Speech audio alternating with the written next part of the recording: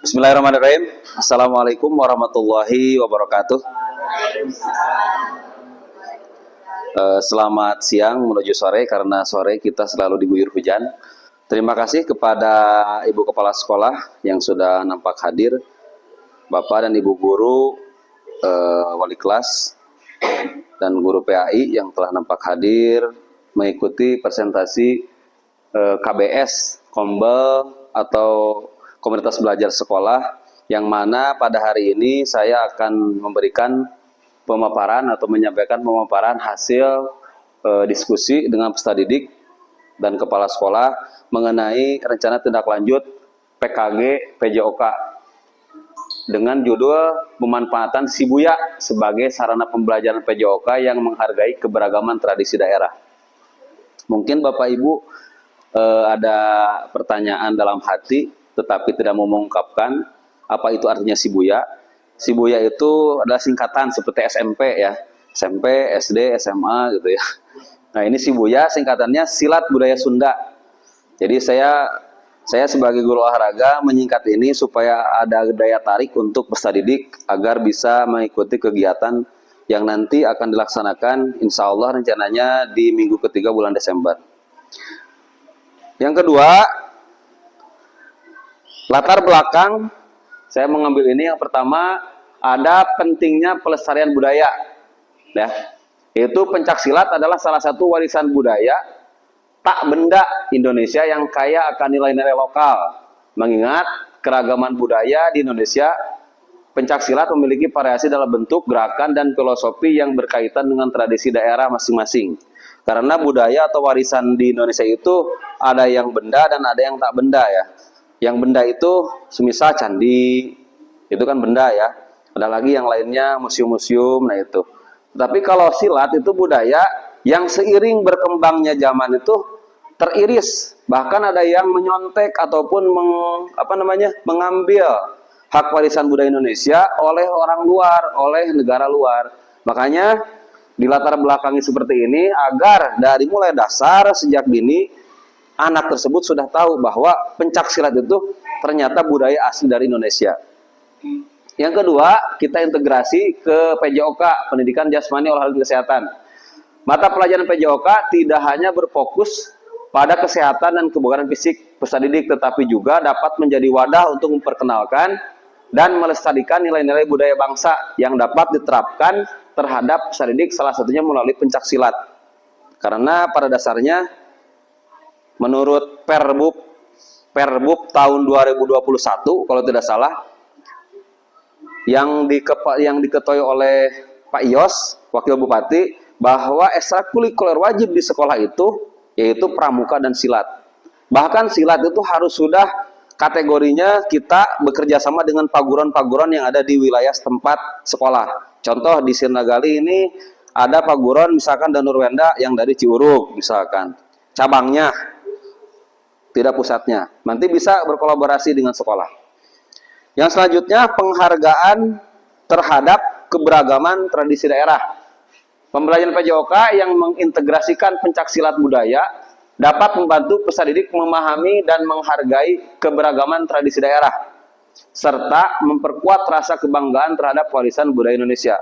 Siapa yang tidak bangga akan adanya warisan budaya yang dulu mungkin zaman kita penjajahan, mungkin saja orang-orang terdahulu mengalahkan bangsa-bangsa luar itu bukan dengan pistol ataupun dengan bom, tapi dengan tangan kosong, ya, dengan silat.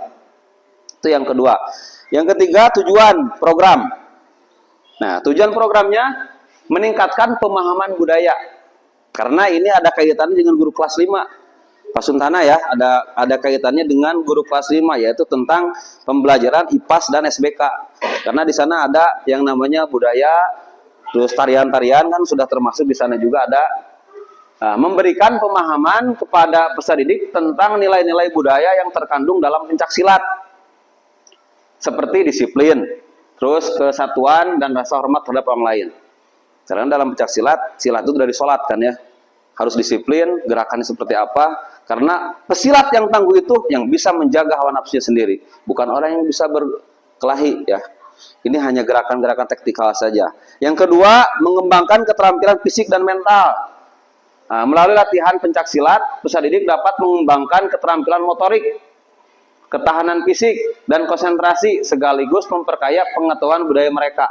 Nah, motoriknya berarti keterampilannya, keterampilan otaknya, keterampilan fisik, tubuhnya, jiwa raganya, dan konsentrasi. Nah, dalam pencak silat pasti ada yang namanya konsentrasi. Ya, kalau misalkan yang namanya pertandingan, di sini kan ada Boros, contohnya anaknya kemarin tanding. Kalau dia tidak konsentrasi, dia tidak akan menang. Karena sudah jatuh mentalnya oleh yang namanya nafsu. Makanya harus konsentrasi. Nah itu ya, yang kedua. Yang ketiga, menghargai keberagaman budaya. Menumbuhkan rasa bangga dan penghargaan terhadap keberagaman tradisi daerah di Indonesia. Melalui pengenalan berbagai aliran pencak silat yang ada di masing-masing daerah, termasuk di Sirnagali tadi sudah dijelaskan bahwa ada yang namanya Paguron, Danurwenda, Maunglugai, kan banyak ya. Terus ada lagi yang kemarin mau kita bawa guru ekstrakurikulernya itu dari Tegalaya, itu Munding Laya. Bisa kita tarik ke sekolah untuk melatih dan membimbing siswa menjadi atlet profesional di bidang pencak silat. Yang keempat, capaian atau langkah dan hasil yang diharapkan. Capaian, peserta didik dapat mengetahui dan menguasai teknikal tradisional pencak silat. Yang kedua, pemahaman terhadap nilai-nilai tradisional pencak silat. Yang ketiga, peningkatan keterampilan dalam melestarikan budaya. Nah, itu capaiannya. Langkah-langkahnya yang pertama, pembelajaran gerakan dasar dan teknik budaya tradisional pencak silat. Yang kedua, mengajarkan jurus dan latihan berpasangan antar siswa. Yang ketiga, penyampaian nilai-nilai budaya dan filosofi. Serta yang keempat, praktik kebudayaan dalam kehidupan sehari-hari. Hasil yang diharapkan oleh kegiatan KBS ini. Yang pertama, peningkatan karakter dan mentalitas positif.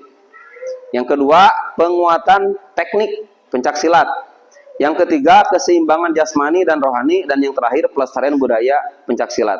Jadi, dari hasil latar belakang tujuan, kita memiliki capaian, langkah, serta apa yang diharapkan. Karena yang namanya rencana itu, pasti ada hasil yang harus kita dapatkan. Mudah-mudahan kita bisa merencanakan dan hasil yang baik. Yang kelima, ada struktur program dan mitra dalam komunitas belajar. Yang pertama ada struktur program. Yang pertama jenis program adalah kurikuler yang menjadi upaya untuk mendalami dan menghayati materi pelajaran yang didapat melalui kegiatan latihan budaya pencak silat. Yang kedua, program kegiatan yang menjadi sasaran adalah kelas 5 SD Negeri Sirnagali.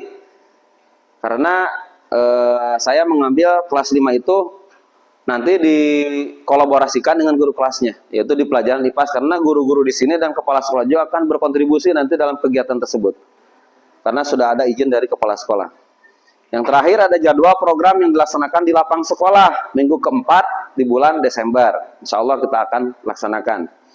Mitra dalam komunitas belajar. Yang pertama kepala sekolah sebagai penasehat, penanggung jawab, serta sebagai fasilitator. Nanti ada pembukaan oleh kepala sekolah, penanggung jawabnya kepala sekolah, dan sebagai penasihat tertinggi di komunitas belajar. Yang kedua ada guru PJOK dan rekan sejawat sebagai koordinator program dan sebagai panitia kegiatan. Contoh saya pribadi sebagai guru PJOK dan mungkin nanti Pak Suntana sebagai wali kelas 5, nah itu sebagai koordinator. Bukan melatih, tapi sebagai koordinator. Menyediakan peralatan, menyediakan daftar hari dan sebagainya untuk kegiatan tersebut. Nah, yang selanjutnya ada guru ekstrakurikuler pencak silat sebagai fasilitator kegiatan. Nah, nanti yang menjadi fasilitator latihan itu bukan guru PJOK, tetapi guru ekstrakurikuler pencak silat. Karena guru PJOK hanya mengadakan kegiatan dan mengkoordinir siapa saja yang akan menjadi teman sejawatnya untuk mempartisipasi kegiatan tersebut supaya berjalan dengan lancar.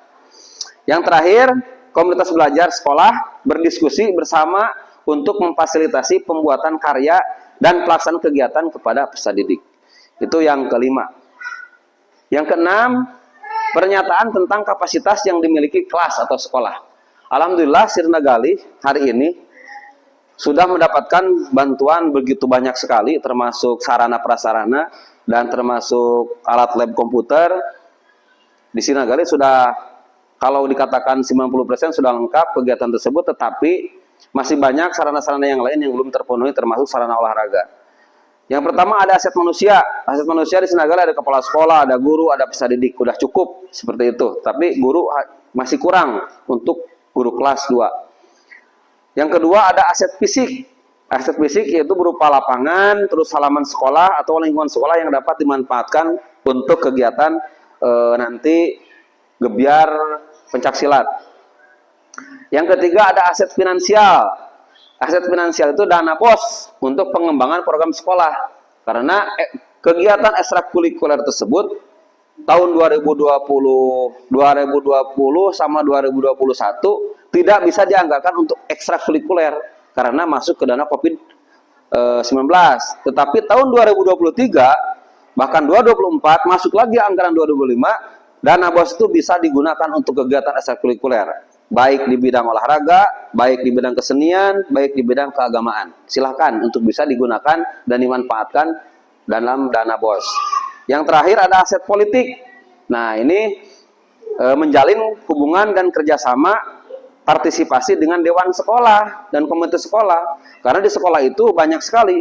Dewan sekolah ada orang tua, ada rukun kelas, komite sekolah ada ketua, sekretaris bendahara. Kita bisa berkoordinasi dengan pihak-pihak tersebut untuk mengadakan kegiatan ekstrakurikuler atau kurikuler yang tadi untuk dimanfaatkan sedemikian rupa untuk peserta didik. Karena peserta didik itu jangan kita masukkan saja ke pemikiran pengetahuan kognitif saja, tetapi dia juga harus mendalami keterampilan motoriknya. Motorik halus, motorik kasar, dengan gerakan-gerakan. Sedangkan pencaksilat hari ini budaya kita hampir sudah mulai redup, sepaneng lampu banyak, sepaneng dah. Nah, jadi kita gaungkan lagi karena presiden kita Prabowo Subianto itu sebagai ketua IPSI nasional. Ya, ketua IPSI nasional. Jadi pasti yang namanya pencaksilat pasti akan dikibarkan lagi. Yang ketujuh, lini masa evaluasi. Awal program menilai pengetahuan dasar siswa tentang budaya pencaksilat. Jadi ada yang namanya diagnosis awal. Oh, siswa ini mampu tidak nih. Yang kedua ada tengah program, mengobservasi partisipasi dan keterlibatan siswa dalam gerakan pencaksilat. Berarti sedang melakukan, kita observasi. Guru observasi, panitia semuanya.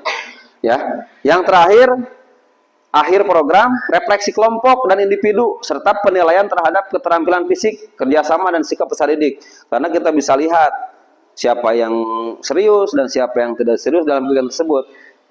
Kalau tidak salah, dulu waktu kenaikan kelas tahun 2000, bukan kenaikan kelas, waktu ada kegiatan Hari Ibu, kita sudah menampilkan waktu kelas 4 ya.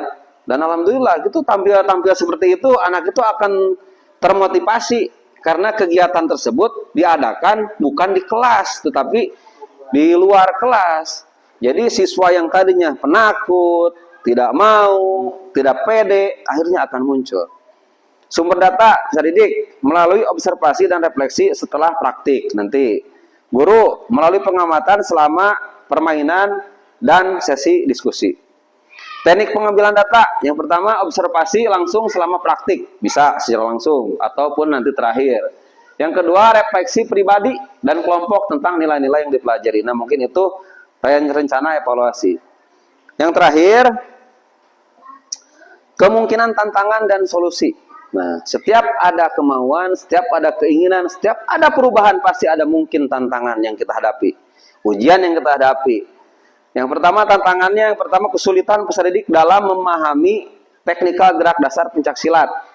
Kita belum bisa menerawang kelas 5 itu semuanya bisa tidak. Mungkin saja kelas 5 kalau sudah bisa, dia bisa mengamalkannya ke kelas-kelas bawah. Karena kalau kita melihat kelas 6 untuk dijadikan contoh, karena kelas 6 itu hanya 6 bulan lagi dia akan keluar. Jadi regenerasinya akan tidak ada. Tapi kalau kita latih kelas 5, ada waktu setahun untuk regenerasi ke bawah. Kelas 4, kelas 3 terus melatih ke bawah ke teman-temannya. Yang kedua, peserta didik yang kurang tertarik pada permainan tradisional atau merasa gerakan tersebut sulit. Nah, dalam silat misalkan sulit gerakan anak atau bisa harus meliuk-liuk badannya ataupun gerakan cara menendangnya. Nah, nanti kita latih dengan guru ekstrakurikuler pencaksilat. Yang ketiga, keterbatasan waktu untuk melakukan refleksi yang mendalam. Memang betul. Sekolah zaman sekarang saya sedang direkam oleh video, akan berbicara, sekolah zaman sekarang itu guru itu sangat sulit sekali untuk mengajar refleksi kepada peserta didik. Karena apa? Kesibukan dengan administrasi yang banyak menumpuk. Bahkan suami yang memiliki istrinya guru itu sangat sulit melayani suaminya karena dengan kesibukannya. Betul? Betul sekali. Ya, piloting PPG nges we angkat, sertifikasinya keluarga. Ya, ini di video. Gak apa-apa. Nah, itu jadi keterlibatan itu waktunya sangat sulit sekali untuk refleksi yang mendalam. Solusinya yang pertama, menayangkan video demonstrasi langsung dan membimbing agar peserta didik bisa langsung mempraktikannya. Yang kedua, menyesuaikan dengan elemen yang lebih menarik dan relevan dengan kehidupan sehari-hari peserta didik. Karena kalau kita pembelajaran dalam modul ajar itu biasanya harus dikaitkan dengan kehidupan sehari-hari. Ya, keterkaitan pelajaran ini berkaitan dengan sehari apa. Nah, sama seperti kita melakukan kegiatan di PKG ini. Yang terakhir, mengalokasikan waktu refleksi di akhir setiap sesi dan memberikan kesempatan kepada peserta didik untuk berbagi pengalaman secara bergiliran. Bagaimana perasaan kalian? Bagaimana kalian melakukan gerakan tersebut bisa? Nah, itu kan sebagai umpan balik dari hasil pertanyaan pelatih atau fasilitator kepada peserta didik. Kesimpulan, struktur program dalam komunitas belajar melibatkan perencanaan yang matang tentang tujuan, metode, materi, dan evaluasi pembelajaran. Mitra, baik dari sektor pendidikan, masyarakat, pemerintah, sektor swasta, dan teknologi, memainkan peran penting dalam mendukung keberlanjutan dan keberhasilan program-program tersebut. Melalui kolaborasi yang efektif, komunitas belajar dapat memberikan pengalaman belajar yang lebih kaya dan lebih bermanfaat bagi semua pihak yang terlibat. Nah, mungkin hanya itu yang dapat saya sampaikan. Presentasi ini untuk memenuhi tugas, yaitu dari PKG PJOK Angkatan 1 atau Gelombang 1 Provinsi Jawa Barat dari BBGP, dan mudah-mudahan hasil dari pemaparan tersebut kita bisa aplikasikan, kita bisa implementasikan di sekolah kami, di sekolah kita dalam KBS, Komunitas Belajar Sekolah, melalui kegiatan kokulikuler yang akan kita laksanakan minggu keempat di bulan Desember. Mungkin hanya itu yang dapat saya sampaikan. Hatur nuhun kasadayana. Wassalamualaikum warahmatullahi wabarakatuh.